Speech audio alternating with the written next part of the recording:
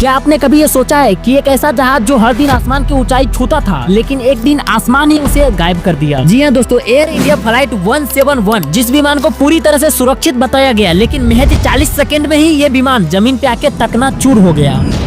जी हाँ, 12 जून 2025 के सुबह एयर इंडिया की फ्लाइट 171 अहमदाबाद से लंदन गेटवे के लिए रवाना हुआ और यह एक अंतर्राष्ट्रीय उड़ान थी जिसमें 241 यात्री, 12 क्रू मेंबर और 2 पायलट शामिल थे। उड़ान सुबह ठीक 6:14 पर टेकअप करती है। सब कुछ सामान लग रहा था। पायलट कैप्टन सुमित सांबर और सह पायलट कावल कुंदर दोनों ही प्लेन को उड़ाने में कुशल और पूरी तरह से प्रशिक्षण था। और जिस प्लेन को उड़ाने वाला था वो जहाज बोइंग 787 ड्रीम लाइन था। और 787 का मतलब होता है एक ऐसा विमान जिसको आधुनिक और तकनीकी के द्वारा बनाया गया हो। लेकिन टेकअप के सिर्फ 45 सेकंड बाद ही वो हुआ जिसको किसी की उम्मीद नहीं। जहाज जैसे ही हवा में चलना शुरू किया कि अचानक दोनों इंजन ही काम करना बंद कर दिया। पूरे विमान का नियंत्रण खो गया कुछ ही पलों में। विमान एक रहस्यमय इलाके के पास बने मेडिकल कॉलेज के हॉस्टल से जाके टकरा गया। वहाँ रहने वाले कई छात्र, कर्मचारी और स्थानीय लोग भी इस हादसे का शिकार हुआ। और ये हादसा इतना भयानक था कि विमान के परखच्चे उड़ गए। चारों तरफ धुआं, आग और चीख पुकार फैल गई। और इस क्रैश में कुल 260 लोगों की मौत हो गई। यह सिर्फ संख्या की आंकड़ा नहीं थी, ये 260 सपने थे, 260 परिवार थे और 260 जिंदगियां थी जो एक ही पल में खत्म हो गया। लेकिन इस भयानक हादसे में एक चमत्कार भी हुआ। 28 साल का विशाल कुमार रमेश नाम का एक यात्री जो कि लंदन में रहकर पढ़ाई कर रहा था, इस हादसे में चमत्कारी रूप से वो बच गया। क्योंकि जब विमान नीचे गिरा तो विशाल किसी तरह खिड़की से बाहर निकल गया और पास के एक पेड़ से जाके टकरा कर जिंदा बच गया। उसके शरीर में तो बहुत सारे गहरी चोट लगा, लेकिन किसी तरह उसका जान बच गया। और आज वही अकेला शख्स है जिसने इस पूरे दुर्घटना को अपनी नंगी आंखों से देखा और बताया। विशाल ने कहा, जैसे ही प्लेन हवा में उड़ना शुरू किया तो कुछ अजीब सा कंपन हुआ, जिसको देख के सब लोग प्लेन के अंदर चिल्लाना शुरू कर दिया। फिर एक जोर का धमाका हुआ और सब कुछ काला हो गया। और जो विशाल ये घटना बता रहा है, ये सिर्फ और सिर्फ 1 से 2 मिनट के अंदर में सब कुछ हुआ है। तो आप इस बात से अंदाजा लगा सकते हो कि 260 लोगों के लिए ये 1 से 2 मिनट कितना भयानक और अजीब तरीका से बीता होगा। यार इस हादसे के बाद जो सबसे ज्यादा जरूरी था वो था विमान का ब्लैक बॉक्स खोजना। और मैं आपको बता दूं कि ब्लैक बॉक्स वो चीज होता है जिसमें प्लेन में की गई छेड़खानी, पायलट का मूवमेंट और लोगों की हलचल सब कुछ को रिकॉर्ड करता है। और ये ब्लैक बॉक्स इतना सेफ्टी और अच्छे तरीका से रखा जाता है कि अगर प्लेन का चित्रा भी उड़ जाता है फिर भी इसका कुछ नहीं होता है। और 2 दिन मशक्कत के बाद ब्लैक बॉक्स को रेस्क्यू टीम वालों ने जैसे तैसे ढूंढ ही निकाला और उसकी रिकॉर्डिंग को डिकोड किया। और रिकॉर्डिंग से ये पता चला कि जैसे ही विमान उड़ना शुरू किया उसके 40 सेकंड बाद विमान के दोनों इंजन का फ्यूल सप्लायर स्विच ऑफ हो गया। और यहाँ पे ध्यान देने वाली बात यह है कि फ्यूल कंट्रोल स्विच अपने आप कभी भी बंद नहीं हो सकता। इसको बंद करने के लिए एक अनुभव और परीक्षण आदमी की जरूरत पड़ता है। और इस स्विच को किसी आदमी ने जानबूझ के अपने हाथों से बंद किया है। और यही मेन कारण था प्लेन को क्रैश करने का। और जो ब्लैक बॉक्स ने ये वाला रिकॉर्डिंग को दिखाया तो पूरा देश इसको सुन के सदमे में चला गया। लेकिन यहाँ पे सबसे बड़ा सवाल ये है कि क्या ये कोई दुर्घटना थी, कोई तकनीकी खराबी थी, या फिर किसी ने जानबूझ के ये कांड किया। जांच में ये पता चला कि जिस टाइम में स्विच बंद हुआ उस टाइम में कैप्टन सुमित सांबर विमान को कंट्रोल कर रहे थे और सह पायलट कावाल कुंदर की आवाज ब्लैक बॉक्स में साफ साफ रिकॉर्डिंग हुई थी, जिसमें कुंदर कैप्टन सुमित सांबर से ये बोल रहा था, कैप्टन फ्यूल स्विच ऑफ क्यों कर दिया। लेकिन इसके जवाब में सुमित सांबर ने कैप्टन को कोई भी जवाब या प्रतिक्रिया नहीं दिया। तो यहाँ से जो विमान क्रैश होने का सारा शक था वो कैप्टन सुमित की तरफ मुड़ गया। हालांकि सुमित सांबर एक अनुभवी पायलट था जिसके पास 2 दशकों से भी ज्यादा प्लेन उड़ाने का अनुभव था। लेकिन हाल की रिपोर्टों से यही सामने आई है कि वो मानसिक रूप से तनाव में था। उनकी शादीशुदा जिंदगी ठीक नहीं चल रही थी। कई साथियों का कहना था कि वो पिछले कुछ हफ्तों से चुपचाप और अलग थलग रहते थे। और कुछ रिपोर्टों ने तो ये तक कहा कि वे हादसे से 1 दिन पहले ही अपने जीवन बीमा की राशि को अपडेट करवाया था। लेकिन ये सब अभी तक अनुमान है, कोई ठोस सबूत नहीं है। अब सवाल ये उठता है, अगर सुमित सांबर ने जानबूझ के ये कदम उठाया तो एयरलाइन और सुरक्षा एजेंसी क्या कर रही। 2018 में अमेरिकी की विमान एजेंसी FAA ने एक चेतावनी जारी की थी जिसमें उन्होंने कहा था बोइंग 787 ड्रीम लाइन के फ्यूल स्विच को लॉगिन मैगिंग से सुरक्षित किया जाए। लेकिन एयर इंडिया ने ये वाला अपग्रेड नहीं करवाया, लेकिन उन्हें करवाना था। ये एयर इंडिया की सबसे बड़ी गलती थी। अगर वो इस सिस्टम को अपग्रेड करवा लेता तो जब तक प्लेन के इंजन में कोई खराबी या फिर कोई भी तकनीकी समस्या नहीं आती तो ऑटोमेटिकल प्लेन का स्विच को कभी भी ऑफ नहीं किया जा सकता। और एयर इंडिया की यही छोटी सी गलती के कारण 260 लोगों ने अपने जिंदगी से हाथ धोया। विशाल कुमार रमेश आज भी हर रात सोने से पहले उस क्षण को याद करता है। वो कहता है, मुझे समझ में नहीं आता है कि मैं कैसे बच गया। शायद मुझे जीकर कुछ कहना था, कुछ दिखाना था लोगों को। और जांच एजेंसी आज भी इस केस की संभावित साजिश और लापरवाही के तहत देख रही है। कैप्टन की मानसिक स्थिति, एयरलाइन की सुरक्षा व्यवस्था, बोइंग की चेतावनी, सब कुछ सवालों के घेरे में है अभी भी। क्योंकि ये सिर्फ एक विमान दुर्घटना नहीं थी, ये एक सिस्टम की विफलता थी, एक चेतावनी थी कि अगर हम समय रहते ना जगे तो ऐसी घटनाएं दोबारा भी हो सकता है। तो आज हम बस इतना ही कहेंगे कि 12 जून की वो सुबह सिर्फ एक तारीख नहीं था, बल्कि 260 लोगों की आखिरी कहानी था। तो हमारा भी कहानी यहीं पे खत्म होता है। अब मिलते हैं अगले वीडियो में, तब तक के लाइक, सब्सक्राइब और बेल नोटिफिकेशन को ऑल पे दबा देना।